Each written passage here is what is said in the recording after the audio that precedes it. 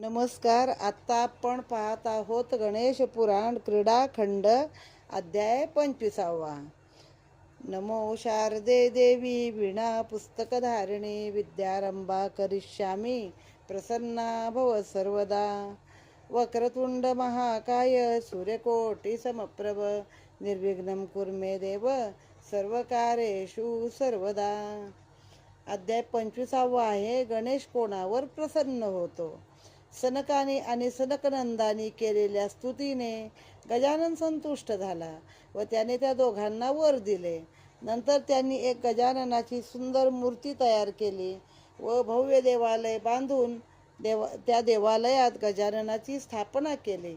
त्या मंदिराजवळ एक पाण्याने कुंड भरलेले तयार करून त्यास गणेश कुंडाचे नाव दिले. व्यासांनी ही कथा ऐकून ब्रह्मदेवास प्रश्न केला. गावातील लोकांच्या घरी भोजनास न जाता शुक्ल ब्राह्मणाच्याच घरी गजानन आधी का जेवण्यास गेला? त्यास अपार संपत्ती का दिली याचे कारण मला सांगावे. त्यावर ब्रह्मदेव म्हणाले, याचे मुख्य कारण शुक्ल ब्राह्मणाची अनन्य भक्ती. पूर्वी एका व्याधाने गजाननाला एक शमीचे पान अर्पण केले होते. तेवढ्याने गजानन प्रसन्न होऊन त्याने त्या व्याधाला मुक्ती दिली होती. ती कथा आता ऐक. इथे हा अध्याय समाप्त झाला आहे. ओम गम गणपतये नमः. अध्याय 26वा आहे. 25 डबल झाला. मागच्या अध्यायात पण वाचला गेला, आत्ताही वाचला गेला. असू दे, ठीक आहे. आता 26वा आहे. शमीच्या पानाचे महत्त्व. पूर्वी विदर्भ देशात मंद या नावाचे एक प्रसिद्ध नगर होते. त्या नगरात भक्ती नावाचा अत्यंत पापी असा व्याधी राहत असे. नाव काय तर भक्ती, आणि हा मात्र अत्यंत पापी. व्याधी म्हणजे व्याध जात नाही, तर व्याधी म्हणजे आजारपण हाही शब्द येतो. तो तलवार, बाण, भाला, सुरी वगैरे हत्यारे बरोबर घेऊन रानात जात असे. हरणांची शिकार करत असे आणि हरणाचे मांस गावात विकून तो आपल्या कुटुंबाचे पालन पोषण करत असे. एकदा त्या नगरात मोठा उत्सव होता. त्यावेळी त्या व्याधास वाटले की पुष्कळ शिकार करून आपण हरणाचे मांस विकले तर आपल्याला पुष्कळ द्रव्य प्राप्त होईल. का म्हणून बिचाऱ्या हरणांना मारून तू जगायचं रे, असा विचार करून तो आपली आयुधे घेऊन रानात गेला. तेथे बरीच हरणे मारून तो गावात घेऊन येण्यासाठी निघाला असता त्या अरण्यातून जात असलेल्या एका प्रचंड राक्षसाला माणसाचा वास आला. तेव्हा तो राक्षस वासाच्या मार्गाने शोधत शोधत व्याधाजवळ आला. त्या प्रचंड राक्षसास पाहून व्याध भीतीने थरथरू लागला. स्वतःचा मृत्यू दिसला की भीती वाटते, पण दुसरे जीव मारताना काही वाटत नाही. आणि आपली शस्त्रे आणि शिकार तेथेच टाकून जवळ असलेल्या शमीच्या झाडावरती चढून बसला. ते पाहून राक्षसही त्याला खाण्यासाठी त्याच्या पाठोपाठ झाडावर चढला. तेव्हा त्याच्या भाराने ते शमीचे झाड मोडून दोघेही खाली पडले. पण त्यामुळे शमीचे एक पान झाडाखाली वामनाने स्थापन केलेल्या गजाननावर पडले. त्यामुळे त्या शमीचे पान झाडाखाली वामनाने स्थापन केलेल्या गजाननावर पडले. त्याचे पुण्य त्या दोघांना देखील मिळाले. दोघांच्या पातकाचा नाश होऊन त्यांना सुंदर रूप प्राप्त झाले. आणि नंतर गणेशाचे दूत येऊन त्यांना गणेशलोकी घेऊन गेले. म्हणजे शमीनं पूजन करणं किती महत्त्वाचं आहे. तुमची महापातकं सगळी नष्ट होतात असं या अध्यायामध्ये नमूद केलेलं आहे. इथे हा अध्याय संपन्न. ओम गम गणपतये नमः. आता अध्याय 27वा आहे. भीमव्याध. व्यासांनी ब्रह्मदेवास विचारले, तो व्याध आणि राक्षस पूर्वजन्मी कोण होते? त्याचे कुलशील पूर्वजन्मी कसे होते? वामनाने अनुष्ठान कशासाठी केले होते व गजाननाने त्याला कोणता वर दिला होता? गणेशलोक वेगळा आहे काय? त्याला शमी का आवडते? या सर्व प्रश्नाची उत्तरे आपण मला सांगा. तर ब्रह्मदेव म्हणाले, भीमव्याध कित्येक जन्मापूर्वी एक मोठा राजा होता. तो ज्या देशाचा राजा झाला होता तेथील मूळ राजाला काही पुत्र संतान नव्हते. म्हणून त्याने मरतेवेळी आपल्या दुर्धर्ष नावाच्या एका भाऊबंदाच्या सांब नावाच्या क्षेत्रज मुलास आपल्या मागे गादीवर बसवावे असे प्रधानास सांगितले होते. त्याप्रमाणे प्रधानाने राजाच्या मृत्यूनंतर सांबास गादीवर बसवले. पण सांब हा दुर्धर्षाचा क्षेत्रज मुलगा होता. दुर्दर्श यास प्रमदा नावाची एक पत्नी होती. तिला मुले होत नव्हती. दुर्दशी याने पुष्कळ उपाय करून पाहिले, पण त्या उपायांना काही यश आले नाही. काही दिवसांनी त्या प्रमदेचे एका धीवरावर प्रेम जडले, म्हणजे कोळ्यावरती. म्हणजे त्या राजाचं एक नातेवाईक आहे, त्याला सांब नावाचा मुलगा आहे, पण तो क्षत्रिय मुलगा आहे. म्हणजे काय, त्याचा स्वतःचा मुलगा तो नाही आहे. मग आता त्याच्या पत्नीचं नाव होतं प्रमदा, ह्याचं नाव दुर्दर्श. व त्याला मुलबाळ होत नव्हतं. आता काही या बाईचं एका कोळ्यावर प्रेम झालं. त्या संबंधातून तिला हा सांब मुलगा झाला. तो जारज आहे हे कोणासही माहीत नव्हते. जारज, अंडज, श्वेदज, त्यातलं जारज म्हणजे जार कर्म करून, वाईट कृत्य करून पोटोशी राहिली, त्यातनं झालेला हा मुलगा. प्रधानाने सांबाला राज्यावर बसवल्यावर सर्व राजचिन्हे, द्रव्यकोश त्याला अर्पण केले. राजप्राप्ती झाल्याबरोबर तो मदांध होऊन लोकांस छळू लागला. म्हणजे सत्पात्री पाहिजे, त्याचं पण आधी बघायला पाहिजे चिन्ह, गुण, लक्षण. बघा, या अनेक उदाहरणं आपण पाहतो आहे. अहिल्याबाई होळकरांनी पण डाकूंचा बंदोबस्त करणारा मनुष्य आधी निवडला, त्याचा पराक्रम पाहिला आणि मग त्याला जावई करून घेतलेला आहे. किंवा असे उदाहरणं आपण पाहतो. पण इथं काय केलं, हा माझ्या जातवाल्याचा मुलगा आहे, माझ्या नातेवाईकाचा मुलगा आहे, म्हणून त्याला गादीवर बसवलं.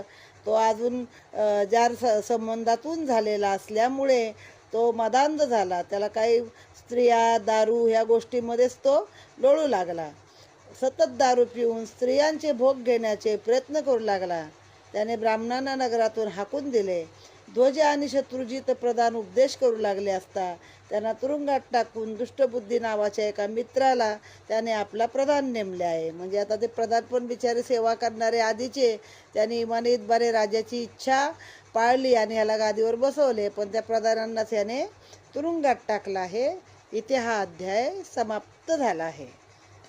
आता आपण अध्याय 28 पाहूया. बिंबव्याधाचे पुढे काय झाले.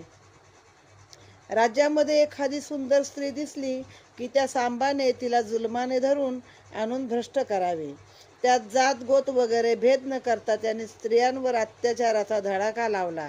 दुष्टबुद्धी प्रधानही नावाप्रमाणे दुष्ट होता. त्यानेही राजाप्रमाणे प्रजेचा अनेक प्रकारे छळ केला. त्यामुळे सारी प्रजा या दोघांच्याही भीतीने त्रस्त झाली व दोघांचे नाव घेणे सुद्धा त्यांना पातक वाटू लागले. एके दिवशी ते दोघे रानात शिकारीस गेले. तेथे शिकार केल्यावर ते राजधानीस परत येत होते. वाटेत त्यांना गजाननाचे एक जीर्ण देऊळ दिसले. त्यातील मूर्ती दशरथ राजाने पुत्रप्राप्तीसाठी स्थापन केली होती. त्यावेळी वसिष्ठांनी त्या गणपतीला प्राणप्रतिष्ठा करून वरद गणपती असे नाव दिले होते. कारण राजा त्या ठिकाणी पुत्रप्राप्तीसाठी अनुष्ठान करत असता गजाननाने वर देऊन त्यास पुत्रप्राप्तीचा मार्ग दाखवला आणि नंतर राजास 4 पुत्र झाले. सांबराजा आणि प्रधान हे दोघे त्या देवळाजवळ आल्यावर घोड्यावरून उतरले. त्यांनी पत्रे आणि फुले फळे गोळा करून गजाननाची मनोभावे प्रार्थना केली व नमस्कार करून गजाननाला प्रदक्षिणा घातली. साऱ्या आयुष्यात एवढेच पुण्य त्यांच्याकडून घडले. राजधानीत आल्यावर त्यांनी परत प्रजेचा छळ करण्यास सुरुवात केली. असे करता करता अनेक वर्ष निघून गेल्यावर दोघे मरण पावले. तेव्हा यमदूतांनी त्यांना नरकलोकात पाठविले. तेथे अनेक वर्ष कुंभी पाकादी नरकात काढल्यावर त्या दोघांना परत जमिनीवर फेकून दिले व त्यातून त्यांनी अनेक योनीमध्ये जन्म घेतल्यावर या जन्मी ते व्याध आणि राक्षस झाले. पण सांब राजा असताना त्या दोघांनी ज्या वरदराजाची पूजा केली होती त्या पुण्याईने आज त्या दोघांचा उद्धार झाला आहे. इथे हा अध्याय समाप्त. ओम गम गणपतये नमः. आता पुढचा अध्याय आहे 29. हिरण्याक्ष आणि हिरण्यकश्यपू. ब्रह्मदेव सांगतात, पूर्वी मी कश्यपाला सृष्टी उत्पन्न करण्याची आज्ञा केल्यावर त्याने गजाननाच्या कृपेने आपल्या 14 स्त्रियापासून अनेक प्रकारची स्थावर जंगम सृष्टी निर्माण केली. त्यात स्त्रियांमध्ये दिती आणि आदिती या श्रेष्ठ होत्या. एके दिवशी सायं संध्येची वेळ झाली असता दिती कश्यपाच्या जवळ गेली आणि कामातुर होऊन त्यांच्याकडे भोग मागू लागली. परंतु सायंकाळ झाली असल्याने भोग देण्यास ही वेळ योग्य नाही आणि भोग दिल्यास संतती चांगली होणार नाही असे त्याने दितीला परोपरीने सांगितले, समजाविले. पण ती कामविवळ झाल्याने पतीचे मुळीच ऐकेना. शेवटी कश्यपाने नाईलाजाने तिची इच्छा पूर्ण केली. पुढे दितीला 2 पुत्र झाले. त्यांची नावे हिरण्याक्ष आणि हिरण्यकश्यपू अशी होती. ते मोठे झाल्यावर त्यांनी पित्यापासून शंकराच्या पंचाक्षरी मंत्राचा उपदेश घेतला आणि रानात जाऊन त्या पंचाक्षरी मंत्राचा जप करीत शंकराची अनेक वर्षे आराधना केली.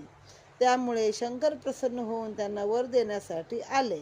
तेव्हा त्यांनी आपणास कोणापासूनही आणि कोणत्याही प्रसंगी दिवस किंवा रात्र पृथ्वीवर किंवा स्वर्गात मरण येऊ नये असा वर शंकरापासून मागून घेतला. म्हणजे मूळ हे सगळे जातीने ऋषीपुत्र आहेत खरे, पण त्यांची वृत्ती राक्षसी असल्यामुळे मग हिरण्यकश्यपू तर आपल्याला माहितीच आहे, त्याला मारण्यासाठी पार विष्णूला अवतार घ्यावा लागला आणि खांबातून नरसिंह रूप घेऊन बाहेर पडून त्याला मारलेला आहे.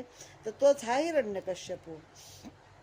शंकराने त्यांना तो वर दिल्यावर ते प्रथम स्वर्गात आले आणि इंद्राला पळवून लावून ते स्वर्गाचे राजे झाले. हिरण्यकश्यपूला प्रल्हाद नावाचा एक पुत्र झाला. तो महाविष्णू भक्त होता. तो विष्णूची भक्ती करतो म्हणून त्याच्या बापाने म्हणजेच हिरण्यकश्यपूने अनेक प्रकारे त्याचा छळ केला आहे आणि त्या दुष्टाचा नाश करण्यास श्री विष्णूला स्वतःला अवतार घ्यावा लागला आणि नरसिंह रूप धारण करून संध्याकाळी दाराच्या उंबऱ्यावर त्याला मांडीवर घेऊन त्याच्या पोटात आपली नखे खुपसून त्याचा वध केला. त्याच्यापासूनच शिवाजी महाराजांची वागणुक पुढे प्रेरणा झाली ना, की पोट फाडायचं, पोटात घुसवायचं काहीतरी, म्हणजे शत्रू किती बलाढ्य असला तरी मरेल. मग तेव्हा ते विष्णून त्याला सांगितलेलं आहे, बघा आता दिवस नाही, रात्र नाही, संध्याकाळ आहे. मी आत नाही, बाहेर नाही, पृथ्वीवर नाही, आकाशात नाही, मी उंबऱ्यावर बसलोय आणि तू माझ्या मांडीवर आहे. कुठलंही अस्त्र नाही, शस्त्र नाही, माझ्या नखाने मी तुझा वध करतोय असं करून त्याला मारलेला आहे. हिरण्याक्षाचा तर पूर्वीच वराह रूपाने त्यांनी वध केला होता. प्रल्हादाला विरोचन नावाचा एक पुत्र होता. विरोचनाने सूर्याची उपासना करून त्यास प्रसन्न करून घेतले. तेव्हा सूर्याने त्यास एक दिव्य मुकुट दिला. जोपर्यंत हा मुकुट तुझ्या डोक्यावर आहे तोपर्यंत तुला मृत्यू नाही असा वर दिला. त्यानंतर त्याने सर्व त्रिभुवन आपल्या बलाने जिंकून घेतले. तेव्हा त्याचे पारिपत्य करण्याची देवास चिंता उत्पन्न झाली. श्री विष्णूने सुंदर स्त्रीचे रूप घेतले व त्याच्याजवळ जाऊन त्याला मोहित केले. मग एके दिवशी अभ्यंगस्नानाच्या निमित्ताने तिने त्यास तेल लावून आंघोळीला नेले असता त्याचे डोके मुकुटविरहित उघडे पाहून जोरात दाबले व त्याच्या डोक्याचे तुकडे तुकडे केले. त्यामुळे विरोचनाचा अंत झाला. विरोचनाचा एक पुत्र हाच पुढे राजा बळी म्हणून झालेला आहे. इथे हा अध्याय संपला. परंपरा कशी बघा, हिरण्यकश्यपूच्या पोटी भक्त प्रल्हाद, त्याच्या पोटी विरोचन आणि विरोचनाने सूर्याची उपासना केली होती. त्याचा नातू पण मोठा हे होता, बळी त्याचा नातू आहे. पुढं जो धरणीमध्ये विष्णून डोक्यावर पाय देऊन त्याला पाठवला पण तिथला राज्य दिलेला आहे पाताळाचं, तो बळी आहे. शेवटी राक्षसी वृत्ती झाली की माणसाला देवाला त्याचा संहार करावा लागतो. असंच हे आपण मनामध्ये इथं खुणगाठ बांधायची. इथे हा अध्याय समाप्त झाला आहे. आता आहे अध्याय 30वा वामन अवतार.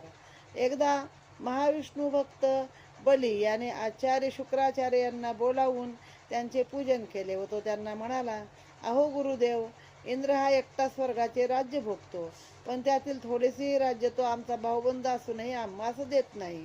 त्यावर उपाय काय? शुक्राचार्य म्हणाले, हे राजा, तुझ्या पूर्वजांनी इंद्रपद मिळवण्यासाठी पुष्कळ प्रयत्न केले. आता हे राक्षसच आहे ना शेवटी, पण त्यांना त्यात यश आले नाही. जो कोणी 100 यज्ञ करील त्यास इंद्रपद प्राप्त होईल. म्हणून तू 100 यज्ञ कर, सरळ मार्गाने स्वर्गाचे राज्य प्राप्त करून घे. म्हणजे 100 यज्ञ करणं हा सरळ मार्ग आहे. या उपदेशाप्रमाणे बळीने वशिष्ठ, भृगू वगैरे ऋषीस बोलावून यज्ञास प्रारंभ केला. त्या ऋषींनी पूर्व दिशा साधून यज्ञकुंडे स्थापली. नंतर त्यांनी मातृकाची स्थापना केली, मंडप देवतेची स्थापना केली. बळीने शुभ्र वस्त्र परिधान करून आपल्या पत्नीसह यज्ञाची दीक्षा घेतली. ब्राह्मणांनी पूर्वांगे झाल्यावर वेदाच्या आणि सूत्राच्या वाक्याच्या अनुरोधाने पशूंचे अवलंबन केले. मग तेव्हा यज्ञामध्ये पशुबळीची पद्धत होती, पण आता ती बंद आहे. आता त्याच्याऐवजी भोपळ्याचा बळी देतात, कोहळा म्हणतात त्याला.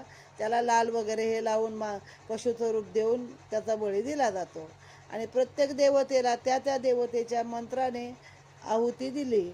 नंतर वशिष्ठांनी महर्षी इत्यादी सर्व महर्षींनी अग्नीमध्ये वर्षोधारा ओतून यज्ञ समाप्त केला. वर्षोधारा म्हणजे तुपाच्या धारा.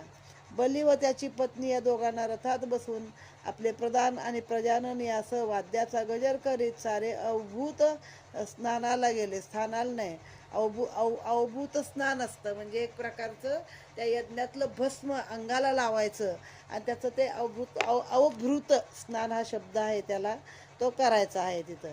त्यावेळेस ब्राह्मण मंडळी वेदघोष करीत आणि सामगायन करत होते. स्नान करून परतल्यावर बलीने ब्राह्मणांना महावस्त्रे आणि सुवर्णदान देऊन संतुष्ट केले. बलीने अशा रीतीने 99 यज्ञ यथासांग पार पाडल्यावर स्वर्गात इंद्राला आपले पद जाण्याची भीती वाटू लागली. तो मोठ्या काळजीत पडला. तेव्हा त्या महाविष्णूचे स्मरण केले आणि आपले संकट त्यास सांगितले.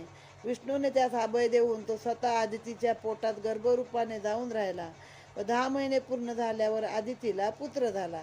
विष्णूने आपले स्वरूप प्रगट करून तो कश्यपाने आदितीला म्हणाला, पूर्वी तू तपश्चर्या करून माझा जन्म तुझे उदरी व्हावा असा माझेकडून वर प्राप्त करून घेतला होतास. त्याप्रमाणे मी भूभार कमी करण्यासाठी तुझ्या पोटी अवतार धारण केलाय. गजाननाने पण मोत्कट नावाने आदितीच्या पोटी अवतार धारण केलाय. विष्णूने वामन अवतार धरून अवतार धारण केला आहे. इतके बोलून त्या बालकाने बालभाव धारण करून रडायला सुरुवात केली. नंतर कश्यपाने त्याचे नाव वामन असे ठेवले आणि पुढे काही वर्षांनी व्रतबंध वगैरे करून सर्व संस्कार केले. इथे हा अध्याय समाप्त झाला आहे. अध्याय 30वा. ओम गम गणपतये नमः. आता हे या कथेशी संबंधित पुढचा अध्याय आहे, म्हणून आपण अध्याय 31वा पण घेऊया. बळीराजाला पाताळाचे राज्य. श्री गणेशाय नमः. कश्यपाने वामनाकडून 4ही वेदाचे यथासांग अध्ययन करून घेतले.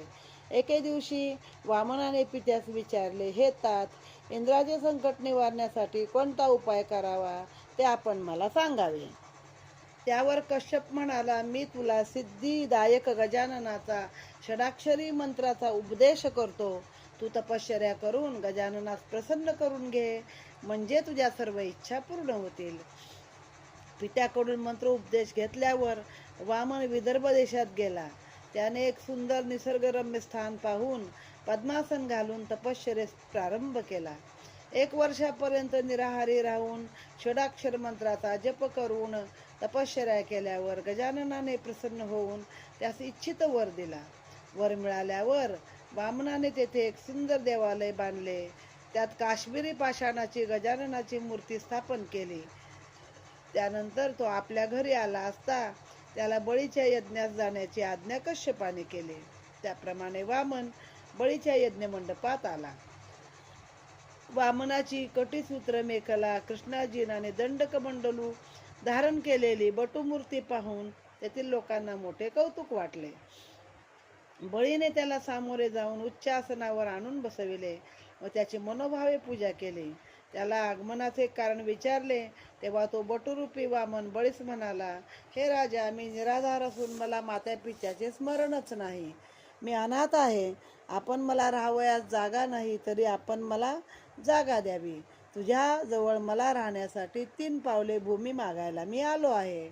आता लोक खूप म्हणतात ना, बळीशी हा का असा वागला, कारण तो शेवटी कोण होता, राक्षस वंशातला पुढे होता.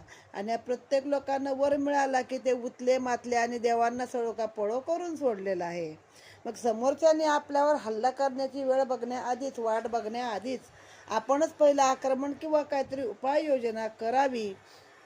या कारणानेच जरी विष्णू भक्त असला तरी बळीचा नाश केला नाही. त्याला थोडक्यात पाताळाचं राज्य दिलेलं आहे आणि आजही आपण तो बलिप्रतिपदा दिवस साजरा करतो.